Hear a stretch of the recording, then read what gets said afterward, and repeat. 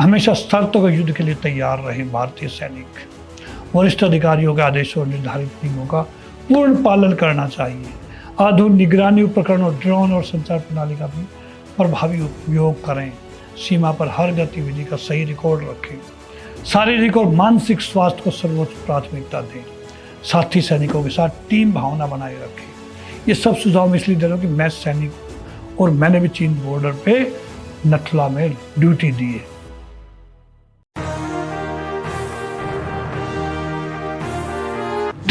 नमस्कार, जय हिंद। भारत का रहने वाला हूँ, भारत की बात सुनाता हूँ। दोस्तों, मैं एक सैनिक हूँ और सैनिकों के बारे में चिंता करना मेरा फर्ज बनता है। तो दोस्तों, हम बात करेंगे आज उन सैनिकों की जो भारत चीन सीमा पर हमारे वीर सैनिक आज कठिन जीवन अनुशासन रास्ते की जिम्मेदारी निभा रहे हैं। आज हम बात करेंगे उन भारतीय सैनिकों की जो लद्दाख और अरुणाचल प्रदेश के दुर्गम सीमाओं पर दिन रात भारत की सुरक्षा में तैनात हैं। जब अपने घरों में चैन की नींद सोते हैं दोस्तों, तो हमारे सैनिक बर्फीली चोटियों, तेज हवाओं और दुश्मन की हर गतिविधि पर नजर रख रहे हैं ताकि हम चैन से सो सकें। लद्दाख के कई क्षेत्रों में दोस्तों तापमान सर्दियों में -30 से -45 डिग्री सेल्सियस तक पहुंच जाता है। दूसरी ओर अरुणाचल प्रदेश में घने जंगल, लगातार वर्षा, ऊंचे पर्वत, भूस्खलन और दुर्गम रास्ते सैनिकों की परीक्षा लेते हैं दोस्तों। कई चौकियों तक राशन, ईंधन और दवाइयाँ केवल हेलीकॉप्टर या कठिन पैदल मार्ग से पहुंचाई जाती है। यहाँ सैनिकों को केवल दुश्मन का ही नहीं बल्कि प्रकृति का भी सामना करना पड़ता है। ऑक्सीजन की कमी, ऊंचाई से होने वाली बीमारी, फ्रॉस्ट बाइट, हिमस्खलन, बर्फीले तूफान, अकेलापन, परिवार से महीनों तक दूर रहना और सीमित संचार, ये सब उनके दैनिक जीवन का हिस्सा है। भारत और चीन दोनों परमाणु शक्ति संपन्न देश है दोस्तों। इसे सीमा पर किसी भी छोटी घटना का प्रभाव बड़ा हो सकता है।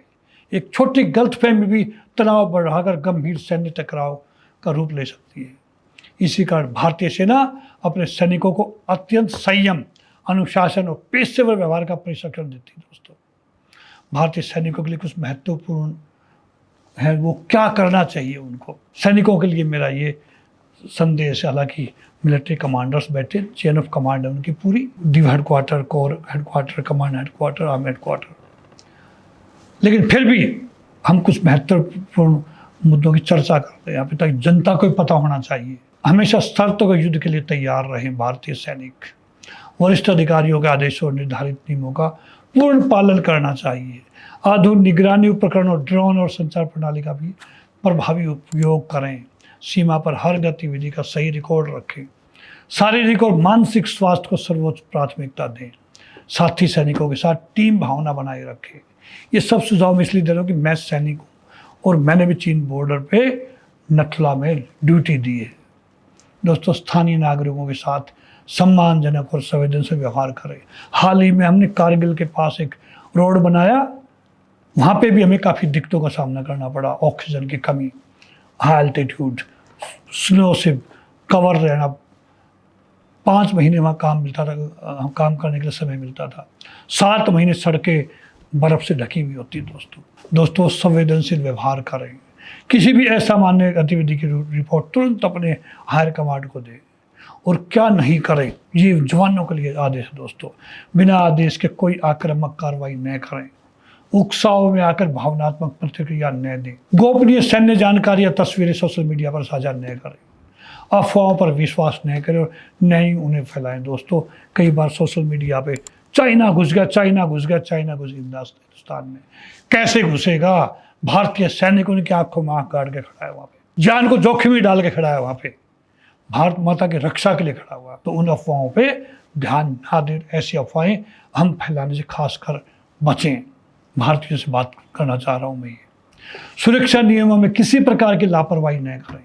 सीमा प्रबंधन से जुड़े स्थापित प्रोटोकॉल का उल्लंघन न करें। अब बात सरकार और समाज की जिम्मेदारी की दोस्तों। हमारी भी जिम्मेदारी, भारत सरकार की भी जिम्मेदारी है। सीमा पर तैनात सैनिकों का मनोबल ऊंचा रखना सिर्फ सेना का ही नहीं, पूरे राष्ट्र का दायित्व है। सरकार को चाहिए कि अत्यधिक अधिकार, ड्रोन, कृत्रिम बुद्धिमत्ता, आर्टिफिशियल इंटेलिजेंस आधारित निगरानी और संचार प्रणाली उपलब्ध कराएं। उनके लिए लेटेस्ट संचार प्रणाली, state of the art communication system, बेहतर आवास, हीटिंग, बिजली और चिकित्सा सुविधाएं सुनिश्चित करें। वहाँ बॉर्डर्स पे ठंड बहुत पड़ती है, वहाँ पे परिवार कल्याण, बच्चों की शिक्षा और सैनिकों के मानसिक स्वास्थ्य पर भी विशेष ध्यान दे भारत सरकार। कठिन क्षेत्रों में सेवा देने वाले सैनिकों को उचित भत्ते दे, सम्मान और शीघ्र पदोन्नति के अवसर भी उनको प्रदान करे। सीमा क्षेत्रों में सड़क, सुरंग, पुल, हेलीपैड और लॉजिस्टिक ढांचे का लगातार विस्तार करें। पूर्व सैनिकों के अनुभव का उपयोग प्रशिक्षण और सीमा प्रबंधन में अधिक प्रभावी ढंग से कर सकते हैं। और हम नागरिकों का भी कर्तव्य है कि हम अपने सैनिकों का सम्मान करें, उनके परिवारों के प्रति संवेदनशील रहें दोस्तों, और राष्ट्र हित को सर्वोपरि रखें।